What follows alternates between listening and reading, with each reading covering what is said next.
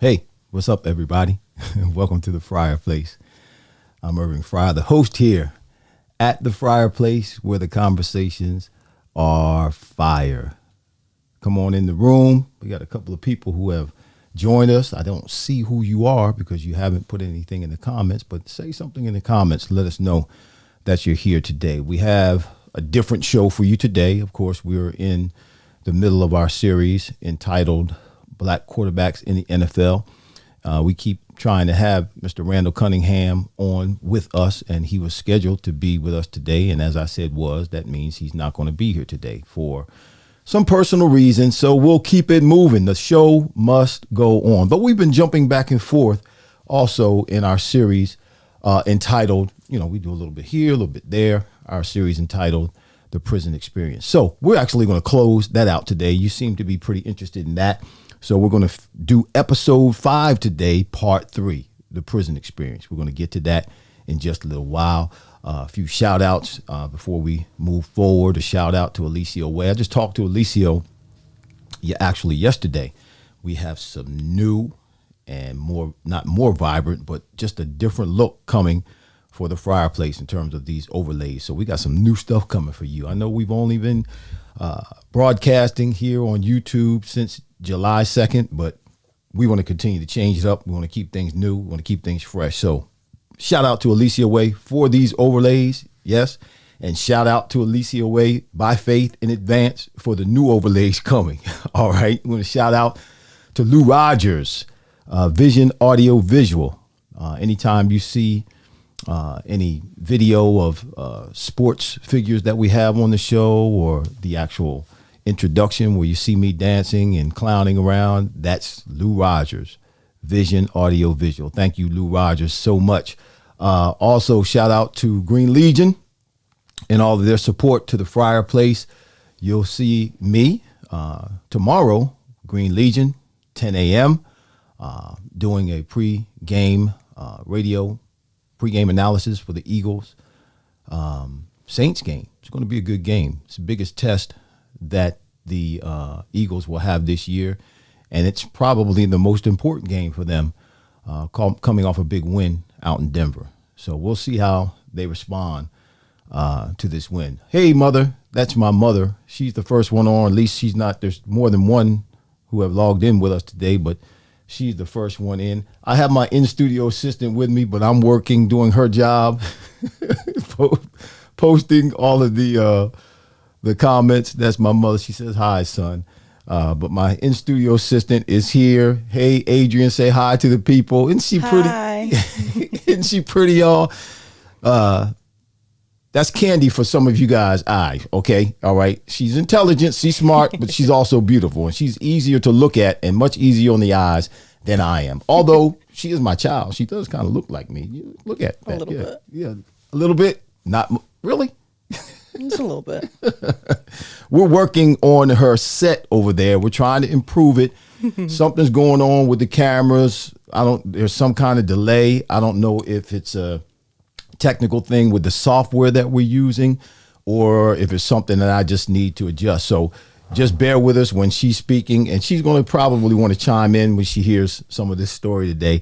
But what you been up to, Adrian? Last couple of weeks ago, was it last? No, yeah, 2 weeks ago, you took over my studio. Ah, you liked it. Yeah, I liked it. Okay. Nothing. I just been working, trying to find a new job. Anybody know someone that's hiring that pays well? Let me know, because I need a new job. Well, sometimes you have to start at entry level, and it's not really. I'm sure entry level right now is paying more than what I'm making, so it's fine. Okay. All right. Anybody, you have a job? Anybody who's watching? Keenan, what's going on? He says, "Go Birds." No, go Birds. He said, "Go Birds, go Birds." Let me put this. Let me do the comments. Put it up with the comments. Go Birds. See, I had it hooked up with you and I in the comments. He said, "Go Birds." No birds. No birds. No birds. You're not an Eagles fan? No. Really? No. What team do you follow? I know you don't really.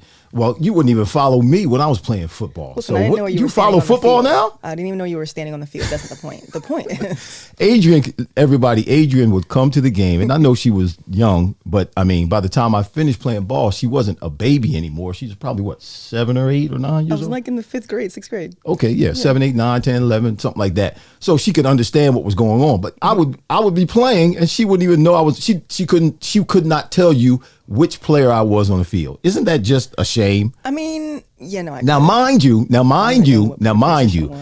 whatever jacket she had on, I paid for that. And whatever shoes she had on while she's at the game, I paid for that. By going out and getting my brains beat out on the field. So she couldn't tell you what my number was. That's not true. I knew what your number was. I did know what your number was. I just did not know where you stood on the field. I didn't know what your position was. I didn't know what you were doing on the field. I just knew you were down there doing something. Also, you have to also remember, to me, to the world, basically, your job is was entertainment. Like, that was entertainment for them. To me, it was your job. So to me, I was like, it's just another day at Dad's job. That was not entertainment. That was rough. No, not I to got you. scars. I have scars. Not to you, but to everybody else, to the fans and the people who don't have spouses or family members that play in the NFL. To them, it's entertainment. To me, people will get excited, oh, your dad plays in the NFL. I'm like, that's his job. Well, you know what? Now let me address the fans. Then that was not entertainment. I was not on the field. It's entertainment for them. Well, it shouldn't be entertainment to them either, because our lives are at risk and we're in pain and we're playing. We're trying to make a living. That's how you have fans. It is entertainment for them. That's why they are fans. That's not good. I don't like that. I mean, it's no different than being a fan of someone who's a music artist. That's their job, but that's entertainment for us. Yeah, but I enjoy their job, not in terms of internalizing it as entertainment, but as a gift to the world. You don't think that people think that what you did was a gift to them? No. Heck no. You had kids. See, you almost made me cuss. But you had kids. You had kids. I don't know if when you played, you had kids that I hate to use the word idolized you, but they idolized you. You mean they looked up to you. They viewed you as your a peers. Hero. Your peers. Yeah. Yeah. But even people that were older than me, there's people to this day that have told that you grew up with, first of all, because I don't know these people. They become to me though, and they will talk about your stats or the things that you've done and the places that they've seen you play and how watching you play was so exciting for them and it made their day better. For me, it was just that's nice. I'm glad he helped you with that. For me, I didn't want to be there. It was cold and I was hungry and yeah. But seeing someone as an idol, they don't view it as you being. Also, you just said, it wasn't entertainment for you because you were getting beat up in a sense. Right. But those people who aren't in it, I knew at a young age that there were times where you were injured and things like that. Mm-hmm. But I feel unless you're in it and living that living in that life, you don't realize that yes, they are getting beat up and they are getting injured. Yeah, we see it on TV and we'll see someone get hit really hard and we're just yeah, oh, you see hurts. People get carted off. You see people with injury reports. People don't understand the extent of that if they're not actually in it. People. Prime example. Literally just the other day, I told someone that I had heart surgery, and he brushed it off oh, that's nothing. And I'm like, you've never had your chest cracked open, have you? Right, exactly. But to someone who's never lived it, they don't understand the full extent of it. So people don't understand the full extent of your injuries or things like that. Like when Taylor told me, I didn't know this, but Taylor told me that you played with turf toe for however long you played. I didn't know No, it was a broken toe, not even turf toe. Okay, it was worse than Something was with your turf foot. toe. Yeah, my I big didn't toe. know. It was a whole Taylor season. had to tell me, and I had to like figure all this out. And she was like telling me this because apparently someone that at the time was playing hurt their foot and was like out for the season. Deion Sanders had the same injury as me. It was a broken sesamoid bone underneath our big toe. He had the same injury the same week or week after I received my injury. We got injured at the same time, same injury. He was out for the season. I just got shots in my toe and kept playing like a stupid idiot. Well, the point that I'm trying to make to you is that people don't understand it unless they're actually in it. So to other people, to the fans, it is entertainment. It is enjoyment. It is an escape. It is whatever they may use it for. To us, well, me, it was annoying. Okay, well, I just want to let the fans know it's not entertainment. I can see, looking at whether it's entertainers or whether it's athletes, looking up to them and seeing them as an example or seeing them as a hero, because now you want to emulate the good stuff that they're doing. That's cool. That's cool. But we're not doing this to entertain. At least I wasn't. I mean, I can't speak for everybody else. Maybe there were some people who were doing it to entertain the fans. I did not do it to entertain the fans, not at all, because it was not. I mean, it was not entertainment. It was like you said, a job. It was work. It was hard. It was painful. It was grueling. It was cold. It was something I had to do every day. And every day I went to work, I had somebody standing across from me trying to keep me from doing my job every day. So, anyway. Oh, and to answer your question, maybe I'm that's a why Steelers fan. Jesus, I'm gonna have to get her out of my. I'm more like a Najee Harris fan, but he's on the Steelers, so I'm a Steelers fan. I'm gonna have to get you out of my. I'm going to build it. Oh, am I going to put purple and gold over there? I got the gold. Black and gold. I like black and gold. Steelers fan. Okay. I mean, let's. Listen, I want to say. You're gonna pray. Like we would pray. You sound like you were like, let us pray. Like what's happening? I was going. Yeah, I need to pray.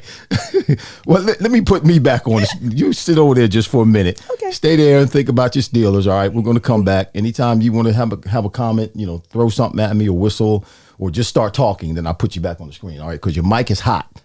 I don't know what that means. That means your mic is on. So if you say something, the people can hear. Well, no, I didn't say that. See, don't.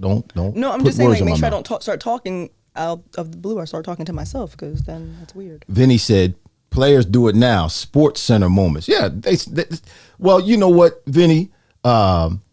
Media has turned football, professional sports in general, into entertainment. Which I guess to a certain extent, yes, that's what it is. Because they have these big stadiums, they sell all these tickets, pay all this money, and you go to be entertained. It's a release. People live vicariously through these athletes. They want to be athletes. They're not athletes, so they pick a team and live vicariously through their team. So yes, I can see that. But now that we have the media has grown to the extent that it's grown, television has grown to the extent that it's grown, where these athletes are being able to be paid millions and millions of dollars a year. That's through television revenue. So now television wants it to be even more entertaining. That's why they changed the rules in the NFL to favor offenses. Defensive guys can't hit offensive players. A guy with the ball or the quarterback or running back or the receiver can't hit them certain ways. Why? Because those cats end up getting hurt. It's less revenue because the stars are now not on the field; they're in the training room. And now the fact that they can't hit guys certain ways, it opens it up for offensive players to do more and to score more. So that's more entertaining, and that's more revenue for TV, which generates more revenue for the NFL. So yes, it all works hand in hand. And you're right, Deion was very creative when he played, and he branded himself prime time, and he's still prime time. He's coaching down in I believe it's Mississippi now.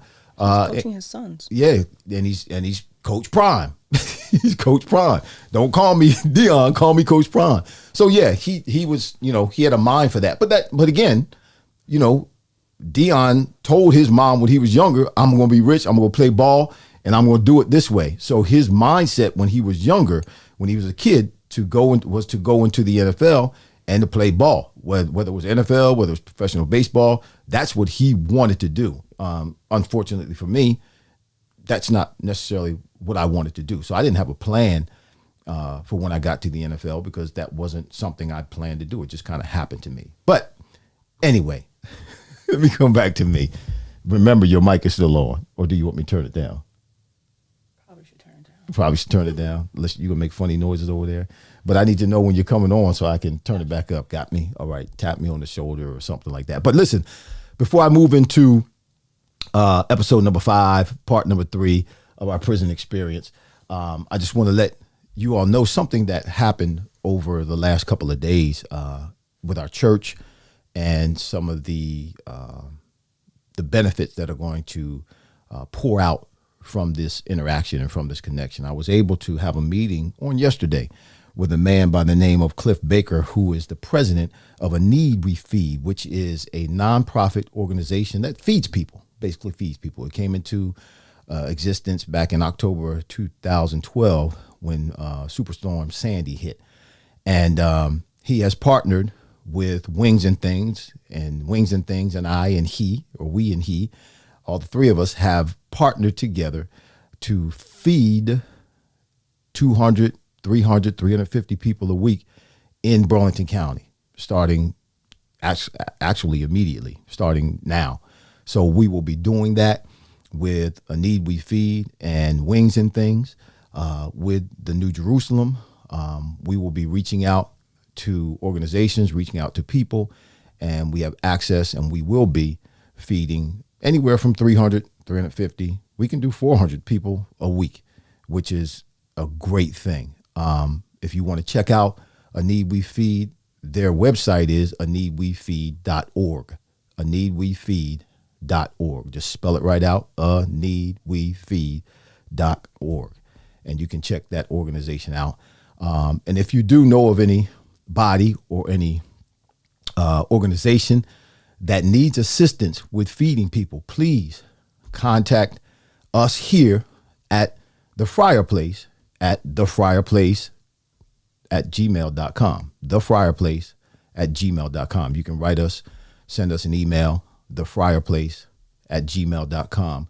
Let us know if there's anyone that you know of or any organization that is struggling or that needs assistance with food, and we'll jump right on board and help them out. Also, we partnered with Wings and Things, and we've been able to, through DoorDash and Uber Eats and Grubhub, we've been able to service the Mount Holly area. When I say the Mount Holly area, I'm not saying all of Burlington County, but I'm talking about Mount Holly and Lumberton and Hainesport, East Hampton, West Hampton, Burlington, Willingboro, Delran, that area, Riverside.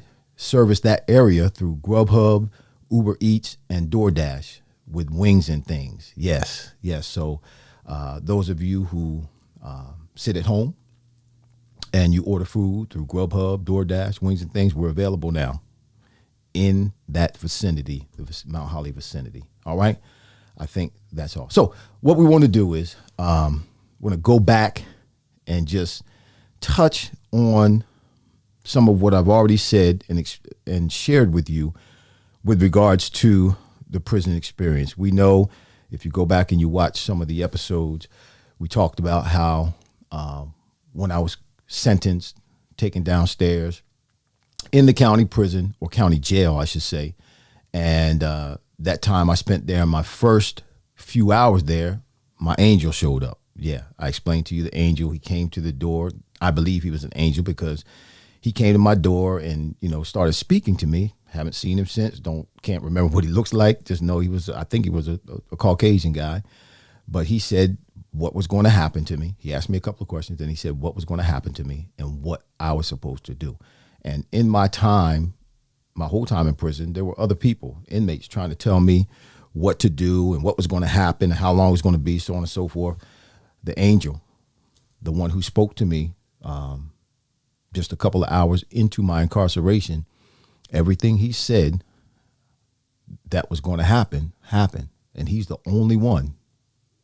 He was the one that told me, you're going to go to Craft. When you get to Craft, they're going to put you before a board.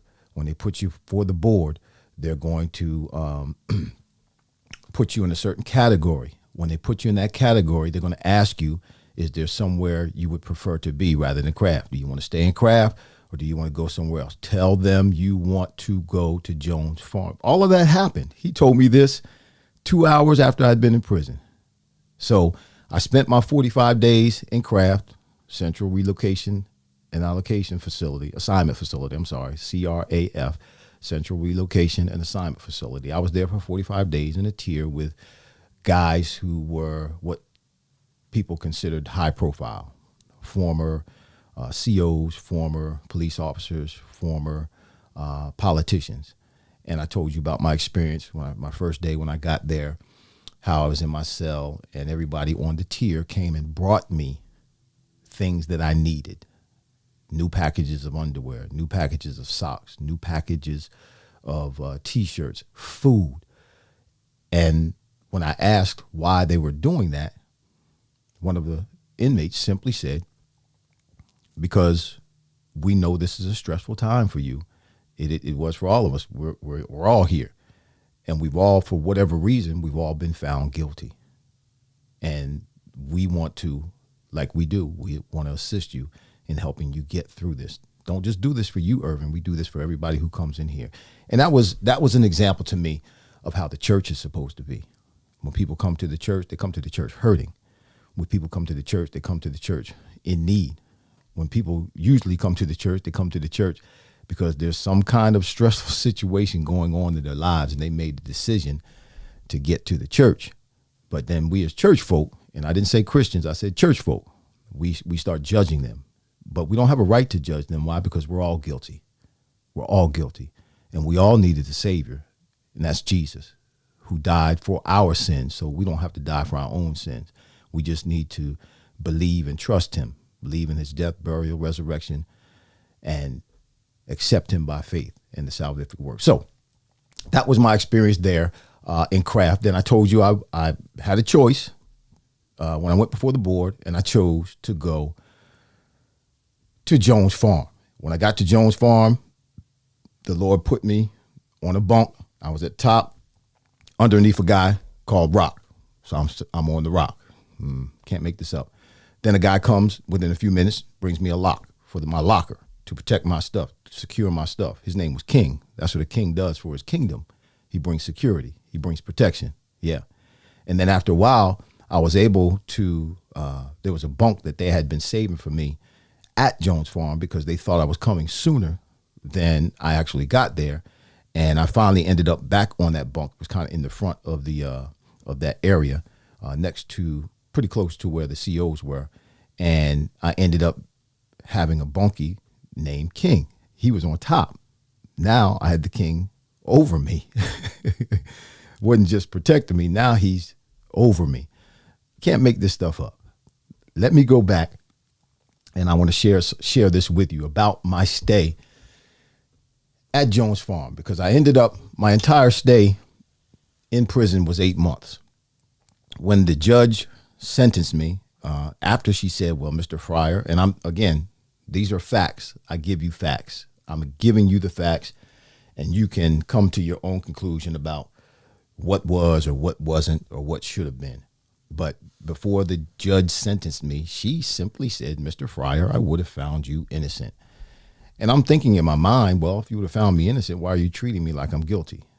That's what I was thinking in my mind. And that's a fact. But these are things that are recorded and on record. So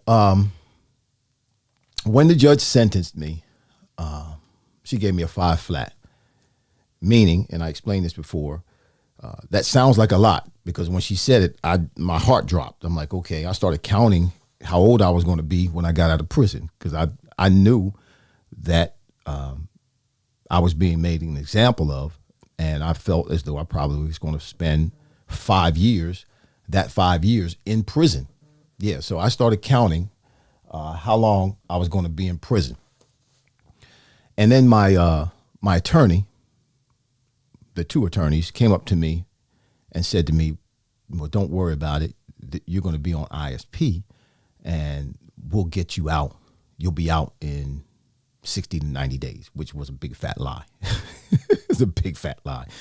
But it actually, I don't know if they did this to try to help me calm down, because when they said that, it was easier for me to grasp, not accept, but to grasp actually what was going on. You know, the fact that now in a couple of seconds, I'm getting ready to get handcuffed and taken and put in a jail cell, and don't know how long I'm going to be there.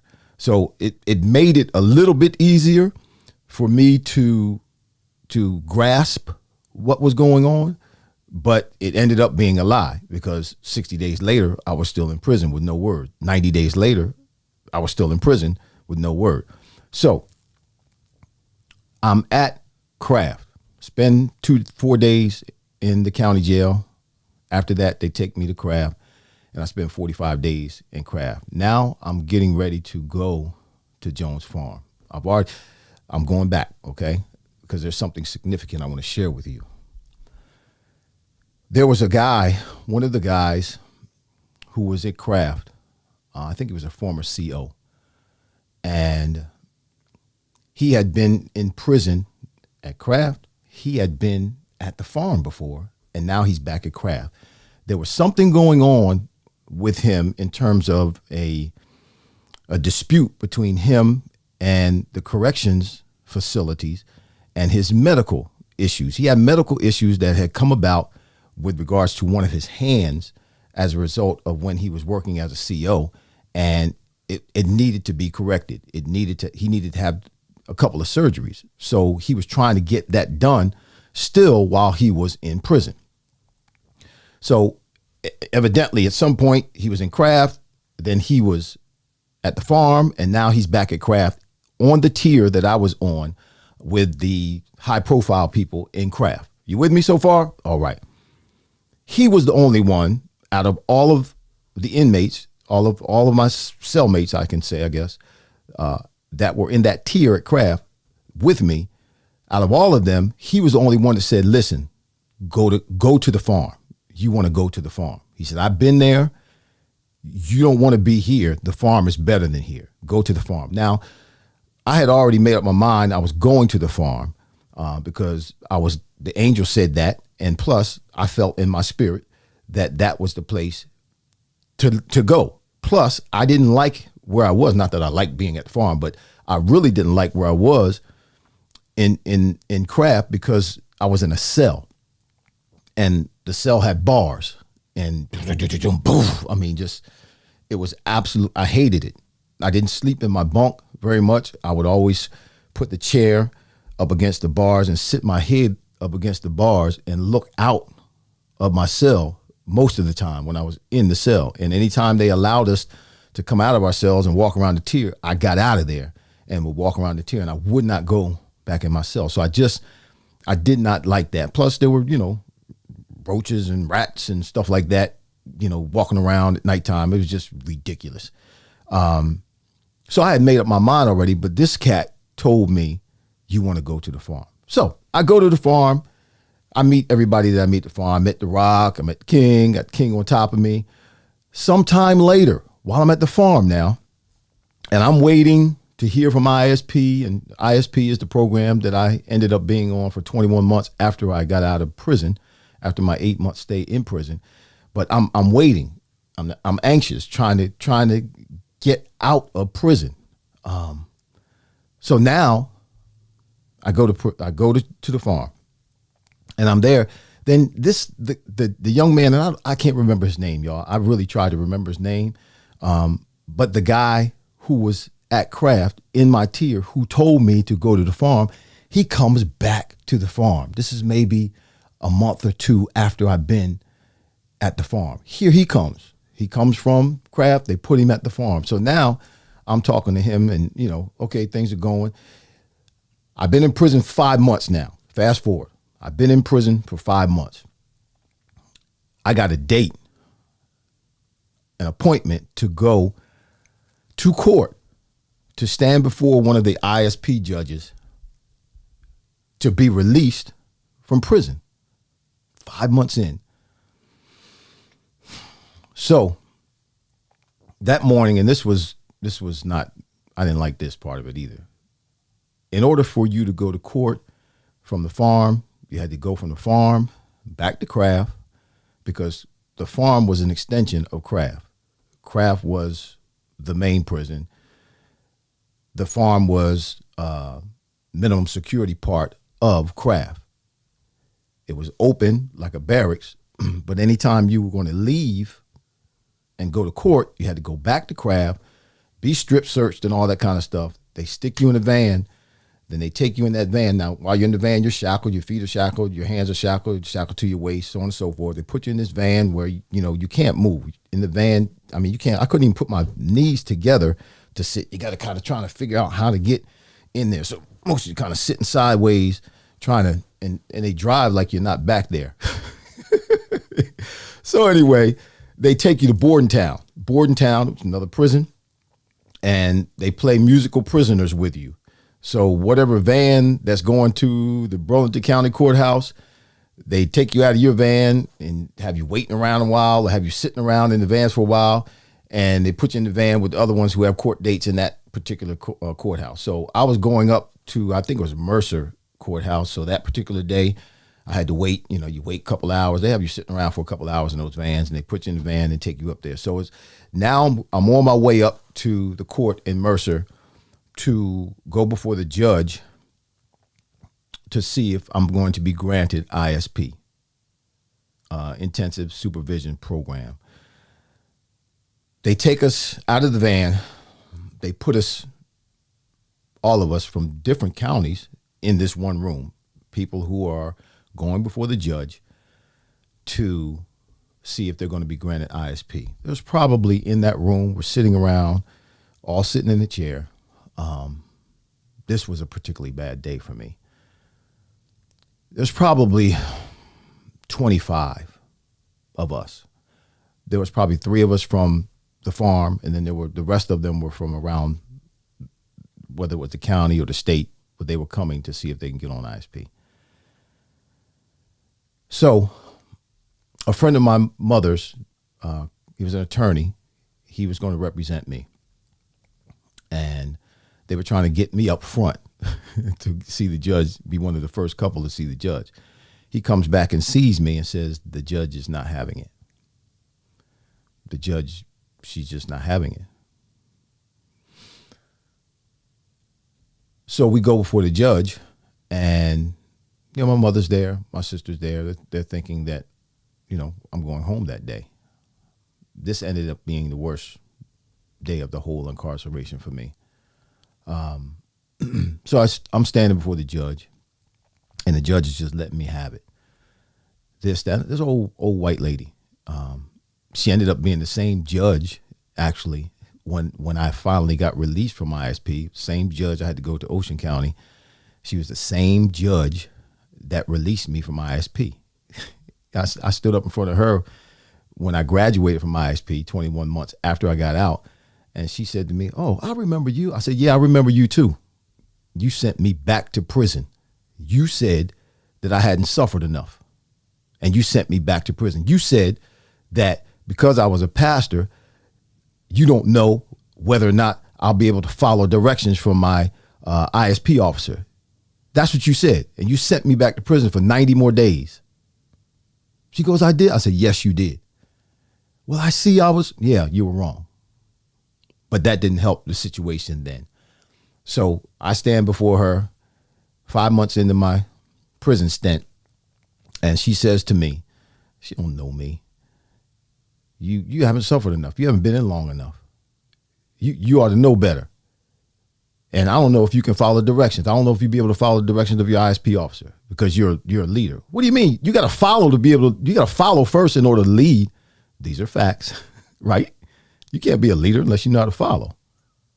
So anyway, she sent me back to prison. Now here's what made the day even worse. So I had to go back to that room that all of us that had come there that day to try to get granted ISP. I had to go back to that room and sit in that room and wait for everybody else who was going before the judge to go before the judge and either be deemed free to be on ISP or sent back to prison.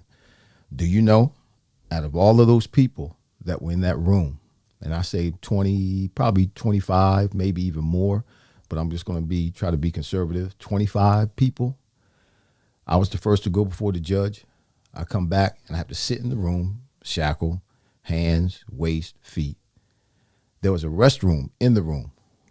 When you're granted ISP, you're free in the courtroom. They take the shackles off you then. They take the handcuffs off you then. They hand you, that's why you have people who are from your family or your support system. They bring clothes, your civilian clothes, so that you can put your clothes on then and leave the courthouse then. You leave from the courtroom and you go home. Now you're on ISP, but you're free from the prison. That day, everybody else was granted ISP except for me. And I sat and watched everybody come back to that room, go into the bathroom, take their prison clothes off because they unshackled them in the courtroom. So they come back to that room, take their prison clothes off in that bathroom, put them in this big bag, and come out in their civilian clothes, go out in the hallway, hug their relatives or whoever their support system is, and go home. I sat there and watched everybody else except for me do that. And then what added insult to injury is now I have to go back to prison. So they're taking, the COs are taking me back to prison. Okay, I'm shackled and I'm scooting along, but the bag that all of the other prisoners put their clothes in, they made me carry that. I had to pick that bag up, and it was heavy, and I had to shuffle along and go back to that van and sit in the back of that van, go back to Bordentown and wait in Bordentown for someone from the farm to come back and get me. I was in bad shape. That was the worst day of my incarceration. But watch God. So I carry the prison clothes back to the van. And I was having a hard time because it was a big bag. It was a lot of clothes. So, and the COs were like, I'm like, what? Anyway, so I had to carry it up, and I get back to the van and get me in the van, and we go back to Bordentown. Okay. And I'm really not doing well right now. I'm really not doing well. I go back, they take me out of the van, they put me in a waiting cell like they normally do with everybody in Bordentown while we're waiting for, and there's other people there in Bordentown who have been to court that day for whatever reason.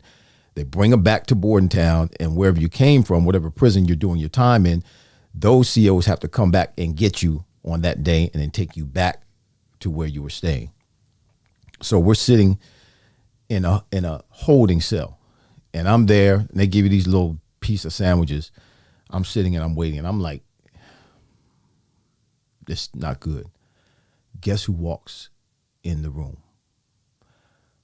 The guy who was on the tier with me at Kraft, who told me to go to the farm, who ended up coming back to the farm.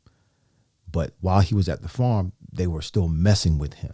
They were still jerking him around. He was still trying to get his medical attention. So some days he would go out to go see the doctor and come back. He was doing this while he was at the farm. And yes, you're right, Vinny. I am. I can't even deny that. I can't even deny that. But let me finish telling the story. But I appreciate your comment. So he walks in, and he begins to tell me what was going on with him and how. Now, mind you, while I was in prison, and other guys do this too, probably not as much as I did, you begin to accumulate some things. Like I had boots, I had a jacket, I had, underwear, 4, 5, 6, 10 pairs of underwear to change into. I was trying to, live as comfortably as I could. So you have this stuff you accumulate, and it's yours. And you need it while you're there. So while they were messing with him, and they had taken him and sent him down to a prison down in South Jersey, and left him down there, and didn't pay attention to him, and then had sent him somewhere else, and they were messing with him, and now he's back here at Bordentown, he had lost all his stuff. He said, man, he said, Irving, this is the worst. So he begins to tell me how bad things are for him. And it was worse for him. It was real bad. What was going on with him, they were really jerking him around. And what he had been able to, in terms of acquire, in terms of coat and boots and things like that, he had none of that stuff. His stuff was supposed to travel with him. He lost all his stuff. He said, Irving, I'm in bad shape. They're just messing. And in him telling me that, I was led to minister to him. I had to help console him because he was crying, and he was a strong cat. He was a good dude, and he was crying, and he's crying in front of these other inmates. So I'm like, okay, we can't do this here. So I end up in my worst moment consoling him because he's in his worst moment. And literally, I'm not trying to compare, but it seemed to me that what he was dealing with was worse than what I was dealing with. At least, the judge told me 90 days. So in 90 days, it wasn't a given. It wasn't a guarantee, but at least I knew, okay, I got to do 90 days. I got to do 90 more days, 3 more months. In 90 days, I'm going back before the judge. It's going to be hard for the judge to deny me again, although it has happened before to other people, but there's no reason for her to deny me again. So at least I know I got 90 more days, but he was in bad shape, and him coming and showing up at that moment when things were, for me, what seemed to be the absolute worst. That was a bad day. Thinking I'm going to go home. Yeah, I knew I was going to be on ISP. I knew I was going to have to report to an officer on a daily basis, but that's easy because I wasn't running the streets. I wasn't doing a whole lot of stuff. It's not like I need to be in the house at 6 o'clock. I'm always in the house at 6 o'clock. So it wasn't, ISP was easy for me, so to speak, except for the part where they took all my money. With ISP, the judge demanded I had 2 jobs. They took 20% of my check after taxes, and they took 100% of my second check. So I did that for 21 months after coming out of prison. But as far as, any disciplinary things with ISP was easy for me because I didn't do anything. I didn't go anywhere. That was my normal routine. Being home by 6 o'clock, that was easy. So anyway, God allowed me to minister to him in that moment, which actually took the focus off myself and my own problems and my own situation. And I was in bad shape emotionally and mentally. And that's just, again, that's a lesson for us all. You're going through what you're going through, or you're dealing with a situation that's got you down, or that's weighing on you. One of the best ways to deal with that is to take the focus off yourself and help somebody else, minister to somebody else. Because there's always, we think that our situation is the worst in the world. We think that, some of us think that the world revolves around us. It doesn't.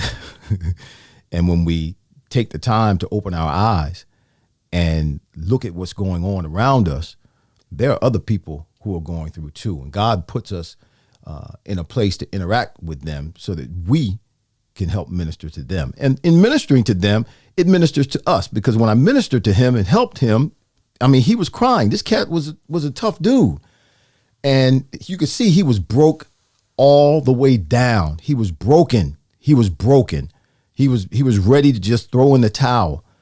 And in ministering to him, it helped take the focus off of what I felt, and I still feel was one of the worst days of my life. It was one of the worst days of my life, but I was able to get through it in ministering to him. And then, I went back to the farm, spent a few more months there, and went back before that same judge. She played games again. Got back before the judge the second time. I'm in a waiting room. They bring me out first this time. They put me in a side room. They didn't do this before, but they brought me out, put me in a side room. And the attorney that was a friend of my mother who came in, same guy, and thank God for him. I can't remember his name. Mom, you might know his name. If you do know his name, put it in the comments, Mom. I put him up on the screen. But he came in and he said, the judge is not sold on you yet. I'm like, what? And then all those feelings, that whole scenario started flashing through my mind. Like, I got to go through this again. Really? I'm going back to prison again? It really, that next 15, 20 minutes was, was tough. But I got an opportunity this time to stand before the judge and say something. And this time she asked me a few questions, and my responses, I guess, were satisfactory for her. I think, they just try to beat you down. They just try to beat you down. That's what it is. I mean, prison, incarceration, prison at one point was said to have been for rehabilitation. Supposedly they sent people to prison to rehabilitate them so that when they come out of prison, they can be functional in society, be a positive influence, have a positive influence, and be functional and be productive in society. But I dare to say now, no, I don't dare say, I'm saying it. Prison now is not about rehabilitation. Prison is about punishment. Prison is about punishment, simply and solely that, because, and I struggle with this still today too. We do hard time. And I say we, those of us who have a felony on our back, you may not be able to see it, but it's there.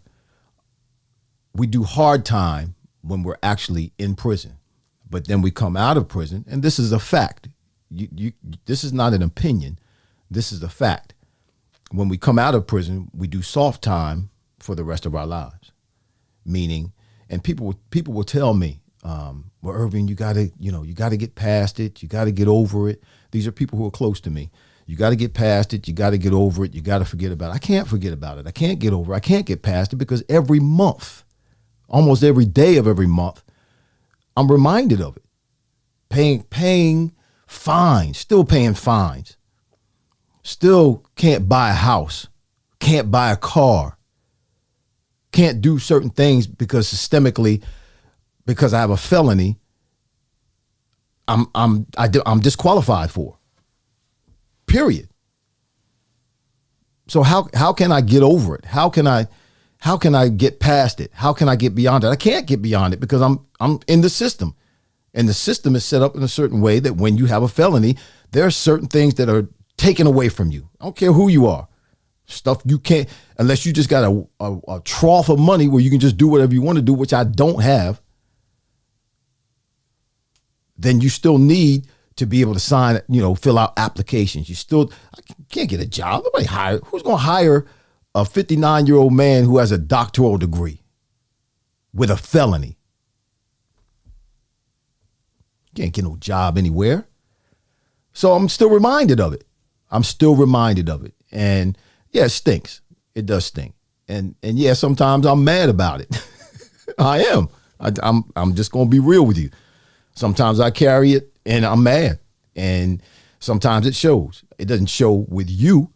My wife not bears the brunt of it, but she can see it in me. She can sense it in me at times where it's just heavy, man. And I know God doesn't put more on you than you can bear. I believe that. And God was with me the whole time. There's things that are happening right now, like with a need to feed. Man, that's great. That's God. That's what I do. That's what I've always done. I've always helped people. I've always assisted people. I've always put people before me. Always. All my life. That's who I am. So I'm just going to continue to be who I am.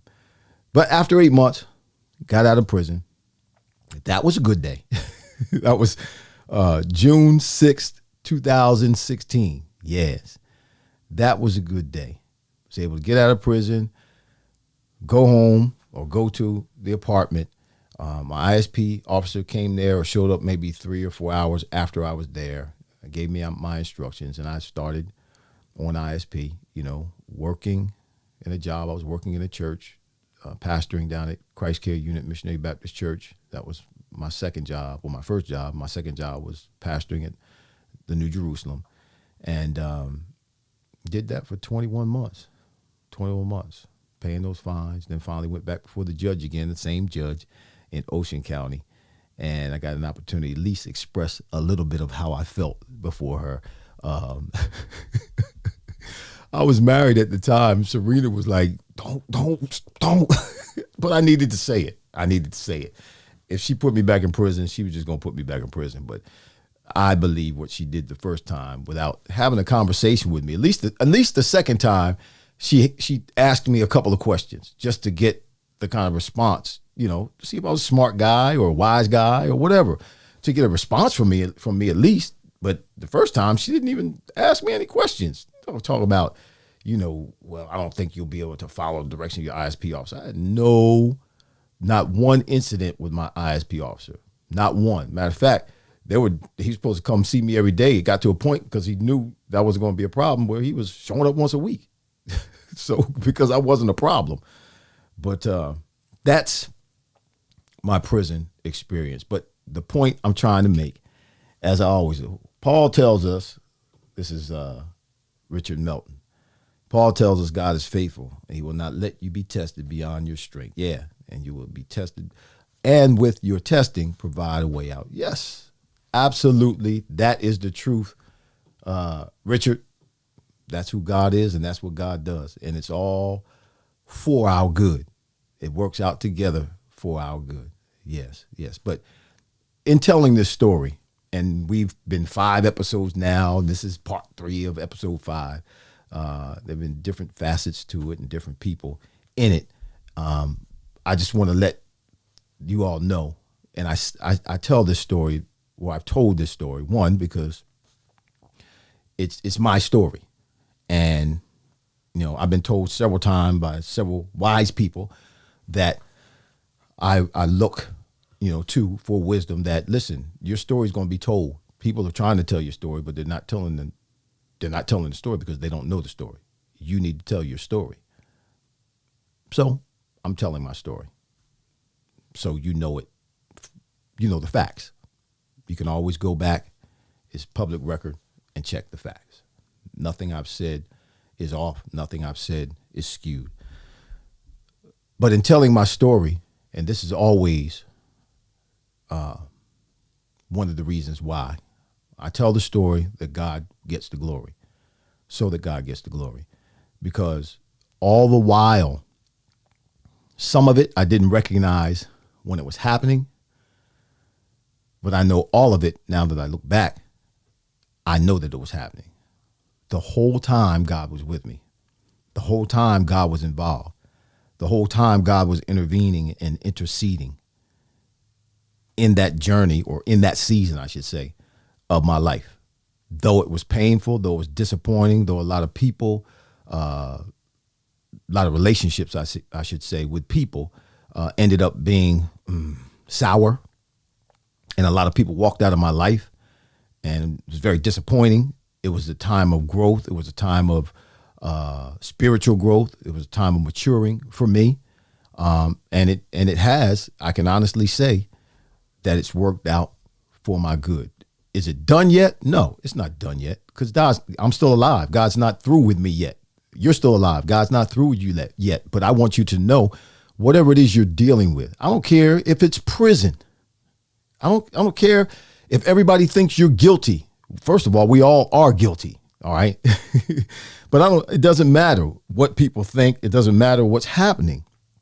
I want you to know that God is involved.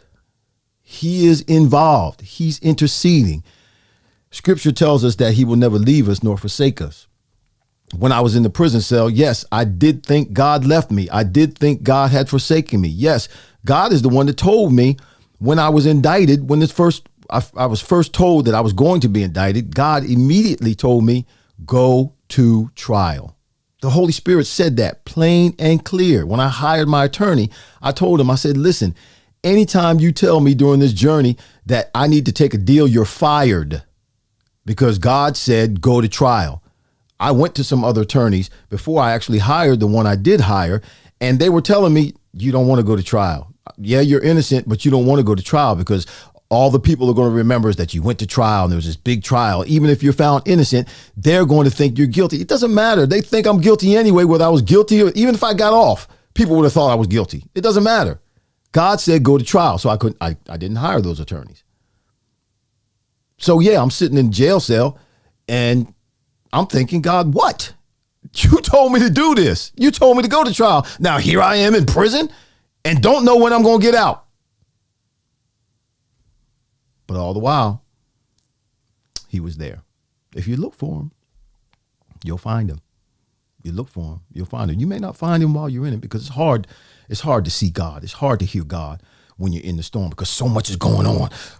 Just the winds of the storm are blowing and people are saying different things and people have different opinions and the storm is just raging around in your head. It's hard to hear God and hear and see God when you're going through it. But when you're on the other side of the storm, you can look back and see instances, see times when God was actually right in the midst. Yeah. Let me put some of these comments up. You're supposed to be doing this, Adrian. You never gave me this. I'm turning your mic back up. You never gave me the I'm thing, sorry. So I just, let you live your best life. This is not my best. Dr. Fry, I know the stigma never leaves, but it does not define you, who you are as a person. Yeah, I know that. I only knew you for a few years as a dolphin, and you were one of the most humble and caring people. How you say that?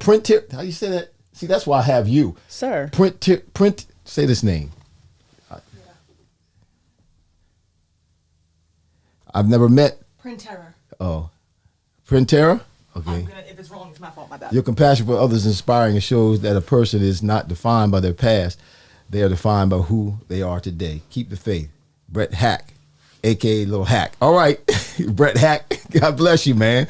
Thanks for being with us today, Brett Hack. I like that. That's cool. Yes, and I know that, bro. Thank you very much. I appreciate the words of encouragement. I know that. People's, and I have to tell myself that sometimes. I have to remind myself that a person's character is not defined by a moment or by an incident or several incidences. Somebody does something, for even 4 or 5 times. Somebody does something over the course of time, 4 or 5 times. That doesn't define them. That's not who they are necessarily. But if somebody does something over and over and over again for an extended period of time, it's pretty fair to say that's who they are. Yes, it's pretty fair to say that's who they are. So, this is the only time something like this has ever happened to me. Obviously, there were other people involved, so it wasn't just me. And, that added to, that's how I got pulled into it because there were other people involved. But I don't even want to get into all of that. But yes, you're right. So, yes, Brett Hack, thank you. Richard, although I know and believe God, and during that time of my life was with me, being incarcerated was very tough. Yeah, I ain't say it was easy. I did not say it was easy. And, yes, God won't put more on you than you can handle, but that's why that is said, because those times are hard. That was a tough journey. That was a tough, I'm a tough guy, but being in prison was tough. And it wasn't because of the physical location or geographical location of being in prison that made it tough. It was because of what I was connected to and who I was connected to outside the prison, the life that I had outside the prison, and what kind of life was I going to have after prison. Here I am, I was 53 when I got out, I believe. I'm 53 years old, coming out of prison with nothing. When I came out of prison, no house, no car, no money, no clothes, no nothing. I'm thinking to myself, how am I going to start all over again at 50, 53? I can't go back and play ball. Some of these cats that go to prison while they're younger, and they get a chance to go back and play ball, people forget all about it. What the fact they went to prison because they went back and played ball, scored a couple touchdowns. People forget. They forget right away. I didn't have that. I couldn't go back and play ball and have people see me catch touchdowns and forget all about the fact that whatever happened to cause me to go to prison happened. That didn't happen. Nope. But no, that's my story. And, or that's the story. And this is the last part of the prison experience, episode 5, part 3. But I just wanted to share that with you because I think it's important. I think it's important to encourage others with my journey, because it didn't just happen for me. It didn't happen for me just to experience it and try to move on and get on with life. No, I need to open my mouth and let somebody else know, because there may be somebody watching or who will watch this who's dealing with the same thing. You may, one out of every 3 African-American males will have some experience, some connection with the judicial system. So if that's you, listen, you're going to be all right. You can make it. Yes. Is it going to be tough? Yep. Are you going to have to grind? Yep. But God will be with you.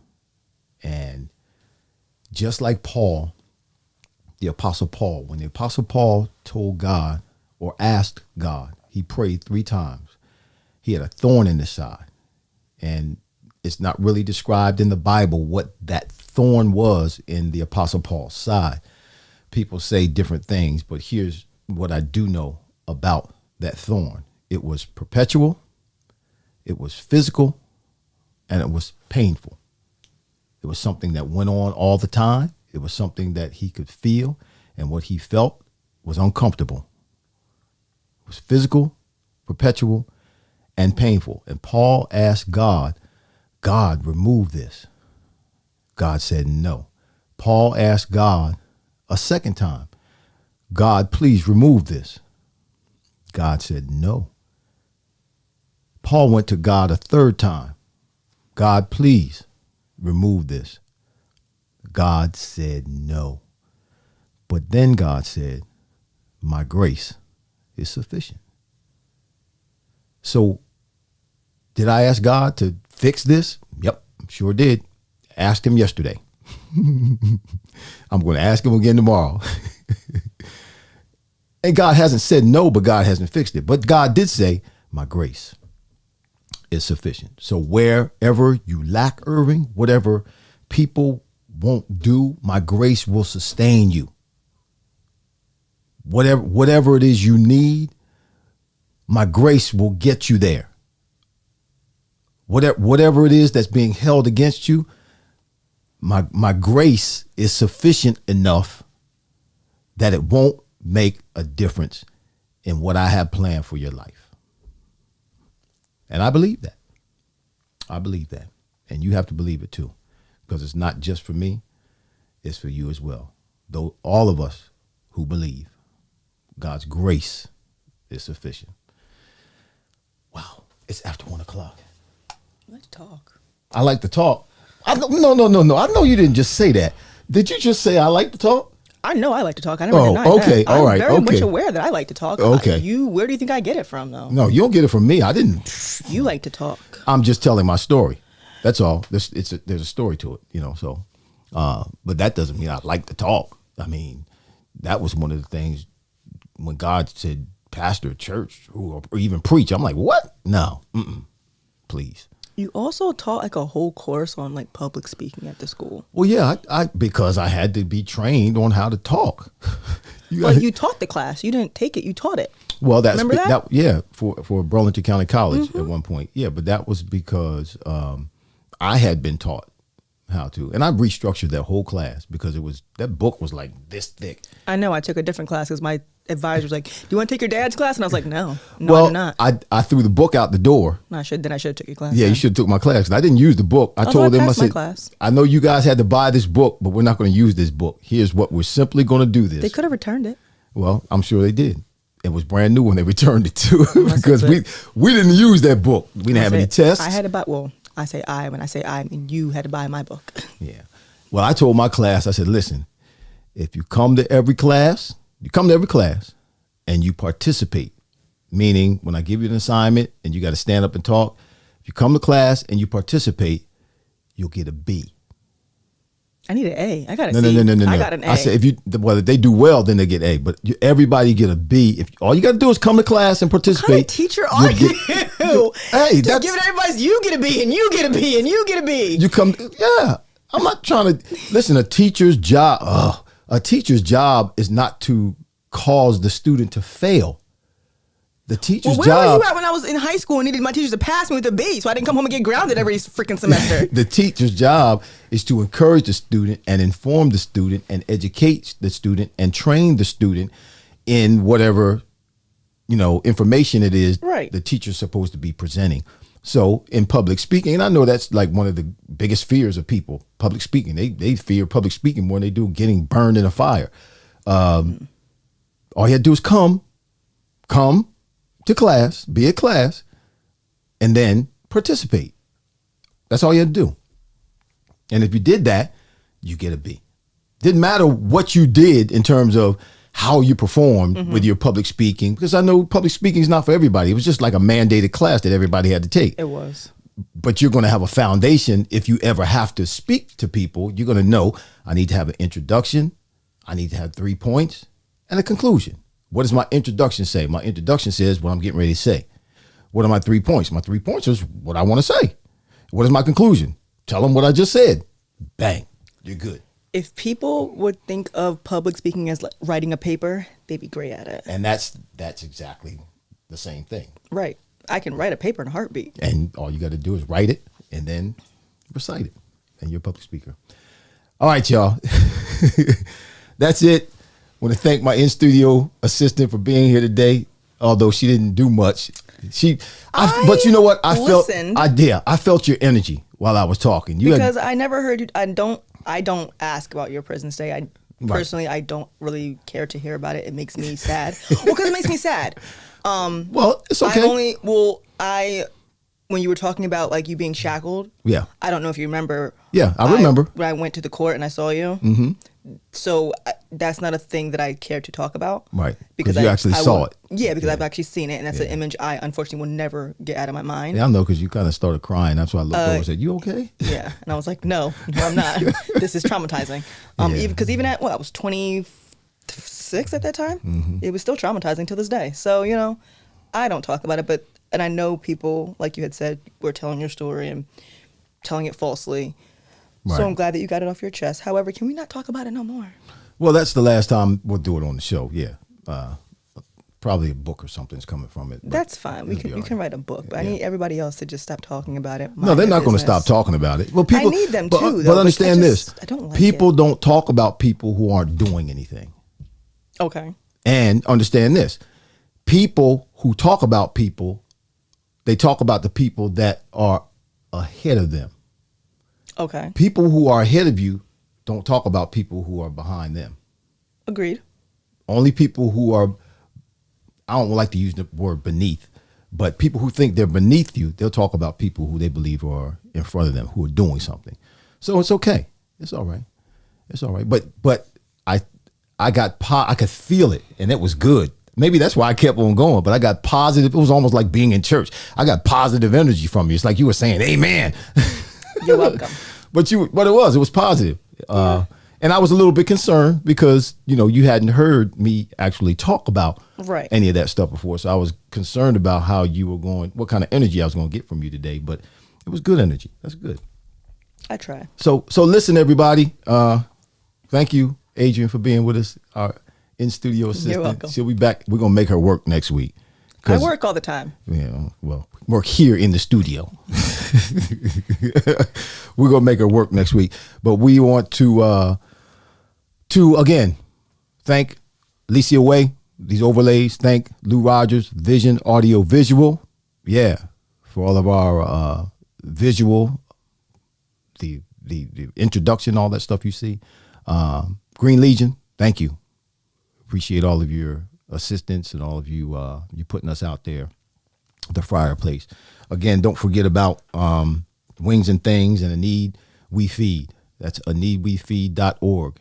If you have an organization, a group of people that need to be fed, email us here at the Fryar Place, thefryarplace@gmail.com. That's FRYAR, the Fryar Place. You see my name down at the bottom, FRYAR, the Fryar Place@gmail.com. All right. Listen, we're going to be back next week, same time, same place, same message. Next week, this is for sure. Next week, we're going to have a conversation that's going to be fire. Listen, we're going to have, he's Junior from the Steve Harvey Morning Show. Y'all know who Junior is from the Steve Harvey Morning Show? His name is Kair Junior Spates. That's his name. He is a, I guess I should say world-renowned, at least national, but he's world-renowned comedian. And he's one of the co-hosts on the Steve Harvey nationally syndicated radio show every morning. Kair Junior Spates. He's going to be with us next week here at the Fryar Place, where the conversations are fire. So until then, y'all, you have a great weekend. Thanksgiving's coming up. Make sure you're thankful. Bless the Lord. Give unto others. We'll see you next week. God bless you. Hold on and hold out.